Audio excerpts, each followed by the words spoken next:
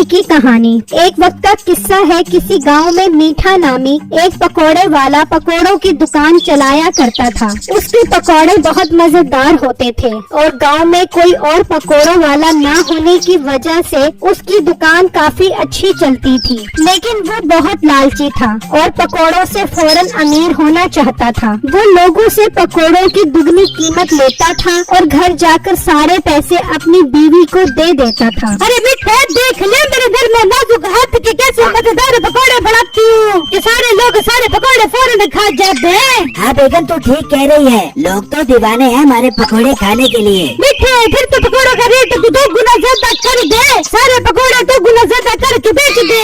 ओ बेगम थोड़ा ठंडा करके खा, एक बार सारा खाने के चक्करों में अपना पेट फटवा कर पटाखा ही न बजवा ली। मिठे तू डरता बहुत ज्यादा है, पता नहीं वो कौन सी मनूस घड़ी थी जब मेरी तुझ जैसे तेरे पोक से शादी हुई। और बेगम अब ज्यादा मुझे इमोशनल ब्लैकमेल न कर, मैं कल से 3 गुना कीमत पर बेचता हूँ पकौड़े। फिर अगले ही दिन मीठा अपनी दुकान पर पकोड़ों की कीमत 300 पाव कर देता है। तो एक ग्राहक उसके पास आता है। अस्सलामुअलैकुम भाई जान, क्या हाल है आपका? वालेकुम अस्सलाम, मैं ठीक हूँ। ओ भाई अपना हाथ जरा अपने कंट्रोल में रख, ये जो तू पकोड़े उठाकर खा रहा है मैं सब देख रहा हूँ, आँखों पर पट्टी नहीं बांधी हुई मैंने। ओ भाई साहब पकोड़ों का जायका चेक कर रहा था, अच्छे लगेंगे तो ही लूंगा ना। जायका एक पकोड़े से ही पता चल जाता है, ये जो तू सियाड़ा बन के अपना पेट भरने के चक्करों में है ना, मुझे सब पता है। वो अभी बात कर ही रहे होते हैं कि एक बूढ़ी फकीर औरत वहाँ आती है। अरे बेटा बहुत जोर की भूख लग रही है, कुछ पकौड़े खिला दे बेटा।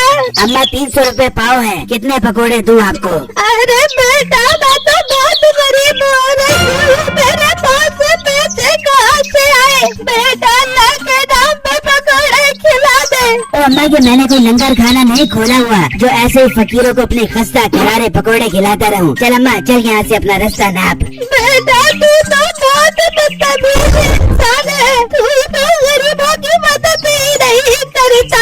हाँ हाँ अम्मा मैं नहीं करता किसी की मदद, अब चल यहाँ से जा। ये सुनकर वो बूढ़ी फकीर औरत मीठे को बददुआ देती हुई वहाँ से चली जाती है। और जब मीठे की नजर उस ग्राहक पर पड़ती है तो वो उसके आधे पकोड़े खा चुका होता है। ओ भाई साहब तुम तो बहुत बदतमीज इंसान हो, ये नहीं कि बूढ़ी औरत को थोड़े से पकोड़े दे दूं। ना भाई ना, तुम तो बहुत ही कंजूस इंसान हो। बूढ़ी औरत को तो मैं बाद में पकोड़े दूंगा, पहले जो तू मेरे आधे पकोड़े खा गया है उसके 2000 रुपए दे। ओ भाई एक पकोड़ा चखने का 2000 रुपया, तेरा दिमाग तो खराब नहीं हो गया? वो ग्राहक बातें करता हुआ मीठे के सारे पकोड़े खा जाता है और मीठा उसको देखकर हक्का बक्का रह जाता है। भाई जान आप मेरे 5000 रुपए के पकोड़े खा गए हो, मुझे 5000 रुपए दो अभी के अभी। जरा तमीज से बातें करी, एक तो इतनी तेज मिर्चों वाले पकोड़े बेच रहा है और ऊपर से 5000 रुपए मांग रहा है। तेरी तो मैं अभी पुलिस को रिपोर्ट करता हूँ, तू रुक यहीं पर, मैं अभी आता हूँ। ये कहकर वो ग्राहक वहाँ से चला जाता है और मीठा हैरान होकर उसको देखता ही रह जाता है। फिर मीठा पकोड़ों की खाली परात लेकर घर पहुँचता है तो उसकी बेगम कहती है, आजा मेरी जान के टोटे, आज 2 गुना ज्यादा रेट में पकौड़े बेच के आया ना, ला दे सारे पैसे मेरे हाथ में रख दे मुझे भी। और बेगम तुझे मैं क्या खास पैसे दूं? फिर मीठा अपनी बेगम को सारी बातें बताता है। मिठे क्या कह रहे तू? गिट्टी से पकड़ लेता उस ग्राहक को, तो इसे जाने क्यों दिया?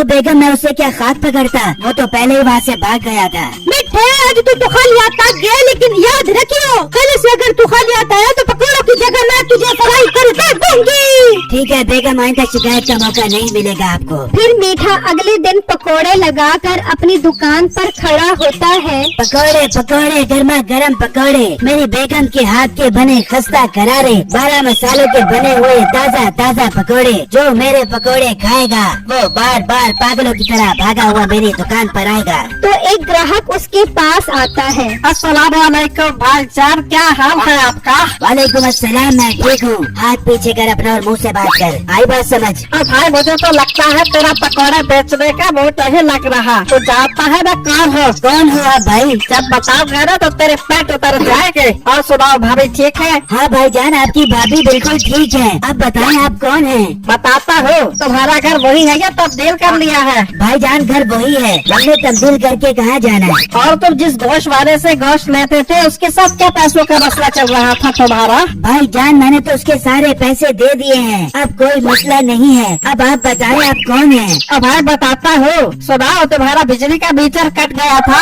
दोबारा लगवाया क्या रहे? वो ग्राहक बातें करता करता उसके सारे पकौड़े खा जाता है। ओ भाई मेरा कोई मीटर नहीं कटा, मेरे बात मुझे बता दो कौन है। भाई जब आप बहुत बीमार हो, 3 दिन से 103 पर बुखार है, 3 दिन से भूखा घूम रहा हो। नहीं ये तू कैसा बीमार है जो 5 मिनट में 5000 के पकौड़े खा गया है? 5000 रूपए निकाल अभी के अभी। 5,000 तो नहीं है, अभी उल्टी करके तेरे सारे पकौड़े बाहर निकाल देता हो। फिर वो ग्राहक वहाँ से चला जाता है और मीठा परेशानी में खाली ट्रे लेकर घर आता है। मिठे निकाल, सारे के पैसे निकाल।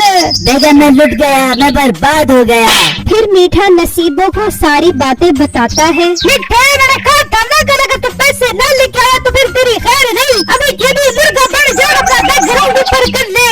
आज डंडे मार मार के तेरा बैकग्राउंड सजा दे दूंगी। देखा आज मुझे आखिरी मौका दे दे, कल तुझे 6 गुना ज्यादा पैसे ला कर दूंगा। ठीक है मिठे, अब आखिरी मौका है तेरे पास।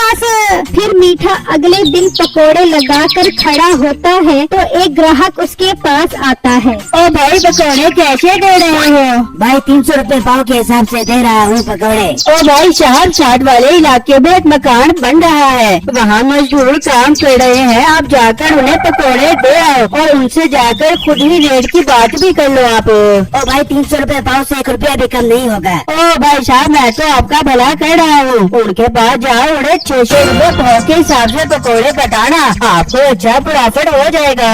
ये सुनते ही मीठा सोचने लगता है। अरे वाह क्या बात है, आज तो लगता है मेरा सारा नुकसान पूरा हो जाएगा। भाई जाओ उनके पास। भाई जान आई लव यू, मैं अभी उनके पास जाता हूँ। फिर मीठा दुकान से निकलकर मजदूरों के पास जाता है और बिट्टू उसके पकौड़ों की ट्रे उठाकर ले जाता है। जब मीठा वहाँ पहुँचता है तो वहाँ कोई मकान ही नहीं होता।